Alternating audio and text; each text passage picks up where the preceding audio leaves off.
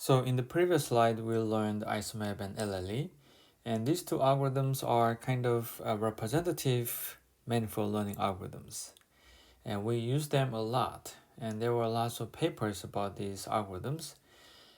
But recently, instead of these two algorithms, SNE or TSNE is more popular. So whenever you need to manage reduction for your application, like for visualization, then try SNE or TSNE. Okay, so let's talk about TSNE or SNE, which is a stochastic neighbor embedding. Okay, and the previous manifold learning algorithms, ISOMAP and LLE, they emphasize local properties. So we actually checked the neighbors. In ISOMAP, we use the geodesic distance based on the neighbor information. And in LLE, we actually try to preserve the neighbor information, right? But in those algorithms, infinitesimal distances are not infinitely important. So even though the point is really close to me, that is not that important. Okay, it's just one of neighbors. Okay, so in SNE, we consider the close point more importantly. So let's talk about stochastic neighbor embedding. It actually probabilistically decides if points are neighbors to a given point. And the algorithm is following these steps. First, we convert the similarity into the probability, or we convert the distance into the probability. And then neighbors are selected probabilistically. And then we use the distances in a low-dimensional space which define probabilities. So in a high-dimensional space, we have points, and then we use this distance to define the probability. So now we have a probability here. And then in a low dimensional space, we have, this is x, and we have y's. And then we can define the probability too, right? And then we actually compare this probability, and we can actually measure how similar these two probability distributions are, right? So to measure that, we use Ka divergence. So we compute K divergence between the two probabilities, and then we minimize K divergence with respect to y sub I. So we actually change this y to make this distance to be minimized. Okay, so then the distribution actually defines how the samples are distributed. Okay, so in the high dimensional space, this probability is fixed. We can fix this probability. And in the low dimensional space, depending on how these y samples are distributed, py will change. So we want to minimize K divergence. By doing that, we can actually change the location of the y's. That's the point of SNE. Okay, so let's go through these equations. And don't get fooled by these many equations. These equations are just the simple equations, okay? So first, we have to define the probability. The probability of picking x sub j as the neighbors of x sub I, and in the high dimensional space. So how do we define this probability? Actually, we use a distance first. In this case, it is just the Euclidean distance, or if you want, you can come up with other kind of dissimilarity, but let's say just the Euclidean distance. And then this is our distance square. And when we have a distance, then we can define the probability in this way. And let's focus on this numerator. And in this case, if the distance is large, so it's far from each other, then we put the minus, so we take an exponential function. So if the distance is large, then the probability will be small. And this part, this denominator is just simply normalize this term to be probability distribution. So now we have a probability for j given I. Okay, so this means from I's perspective, the probability of j as a neighbor is defined by this. And then we have to define another probability in a low-dimensional space, right?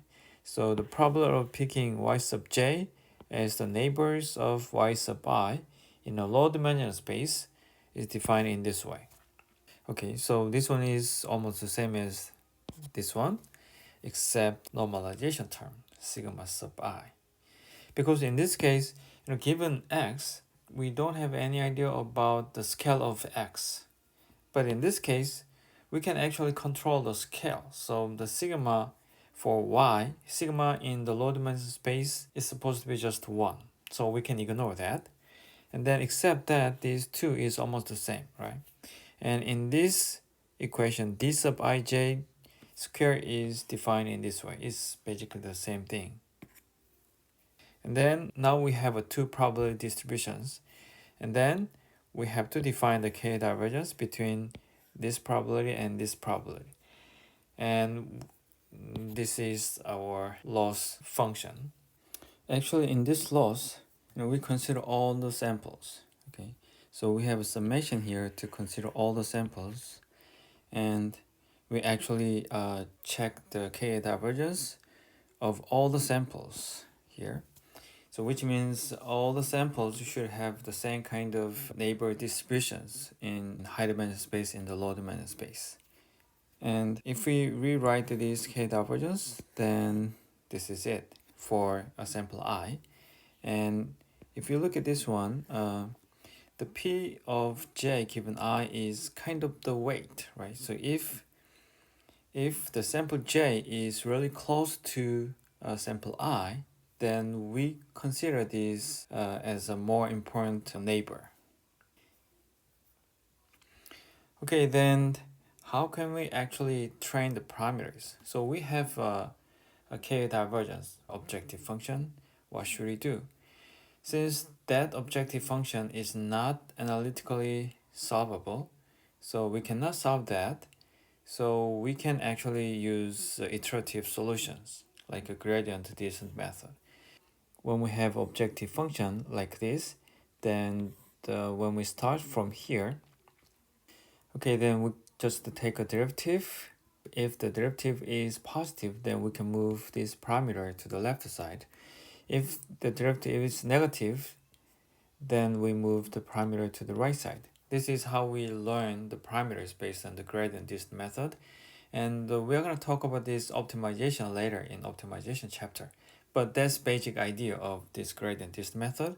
So to use this gradient descent method, we have to get the derivative. Okay, so in this problem, the parameters are y sub I. And then we just take a derivative of this loss with respect to y sub I. Okay, and then this is just a simple derivation, and then we have this one. Okay, now we have gradient information, then we can train these parameters. We can update this y sub I for all the i's. Then we can rearrange the samples in the low dimension space. This is how SNE works. Okay, and then SNE is not a convex optimization problem. Do you remember the isomap and LLE? They were based on the eigendecomposition. So we actually solved the problems without any iterations. Okay, because the problem is really simple. It was just a convex problem. So just eigendecomposition would be possible. But SN is not. It's more complicated. So we use gradient descent method to update the location of the samples in a low dimension space. Okay, so I just talked about SNE, but instead of using SNE, actually, practically, we use TSNE. So in this slide, we're going to talk about TSNE. And actually, in sklearn, we have TSNE, so we're going to use TSNE in this way. But let me tell you what's the difference between SNE and TSNE here. And TSNE is a symmetrized version of SNE with T-student or T-distribution instead of Gaussian. So first, it's based on symmetric SNE. So in the previous slide, we have this gradient information with 2 and Pji, Qji, and Pij, Qij, because Pij and Pji, they are different. These two are different. But if we assume that these are the same, so if it is a symmetric, then we can ignore the second part and then we can just multiply here. Okay, so this is the symmetric version of SNE. And we use a T student instead of Gaussian. So this is a T student. Then there's a question. Why do we use a T student rather than the Gaussian? So let's talk about T distribution first. Okay, T distribution is a sampling distribution like a distribution of sample mean. Given n samples, the sample mean and the variance are given by this. I think you're already familiar with these definitions. So we have n samples and the sample mean is just average and the sample variance can be calculated in this way. Okay, and then the T distribution is about the distribution of averages. So let's say we are interested in the height of Korean people. Then we can just check 1,000 people's height and then we can get the mean and the variance. Okay, then if we assume that the distribution is Gaussian, then that's it. Okay, we have a mean and the variance, sample mean and sample variance. But what if we have 100 samples and another 100 samples and another 100 samples? Then we can calculate the average and variance from these samples, and then we can calculate the average and variance, and we can calculate the average and variance. Then this average is represented by the T distribution. Okay, so this is the distribution of averages. And then this graph summarizes T distributions. If we have just one sample in this set, then we have this yellow graph. And if we have just two samples, then we calculate the mean and the variance, mean and the variance, mean and the variance. Then this average will make this purple one. And if we have infinitely many samples in this set, then we have Gaussian. T value is defined by this one, and this is actually the distribution of T values with a different number of samples. Okay, and the important thing is that the T distribution is lower and wider than Gaussian with more probability on high values. So look at this one. This one is Gaussian. The black one is Gaussian. All the other T distributions are lower than the Gaussian. So this one is lower than the Gaussian and wider. So this is T distribution, this one is Gaussian. So this one is wider so that we have a more probability on the high values and the low values. So again, T distribution puts more probability on the higher values and low values compared to the Gaussian. Okay, so let's get back to this slide. And we use T distributions because of this reason. So TSNE overcomes the crowding problem. What's the crowding problem? So when we actually project the high-dimensional samples into the low-dimensional space, then low-dimensional maps are not large enough to represent nearby data points. So this one is connected to the cursive dimensionality. So in the cursive dimensionality, if we increase the dimension, then we need a lot of more samples to be dense enough in the space, right? So we have a fixed number of samples in high dimensional space, and then we project all the samples into low dimensional space. So it's kind of exactly opposite of this decursive dimensionality. So in the low dimensional space, relatively, we have too many samples in a smaller volume. Okay, so there are lots of overlaps here.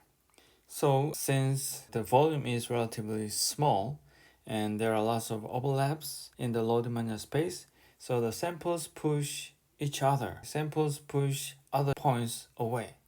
So the data points will be placed too far away in the low dimensional space.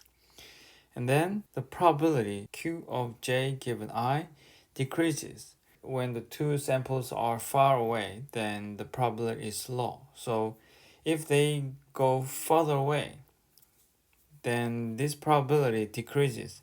this is the problem because this one, P of j given I, is fixed from the high dimensional space. And then this one is decreasing when the samples are far away. So this one is high and this one is low, so this will be positive for all pairs and they generate attractive force between all pairs. So even when the 2 points are really far away, but there are strong positive force to pull them each other. So T students gives more probability to the long distance pairs. So if this one goes high, then this one, P minus Q, will be smaller. So it could be 0, it could be sometimes minus. But anyway, the distance between these two probability will be small. So it prevents attractive forces between two faraway pairs. That's why we use the T student here.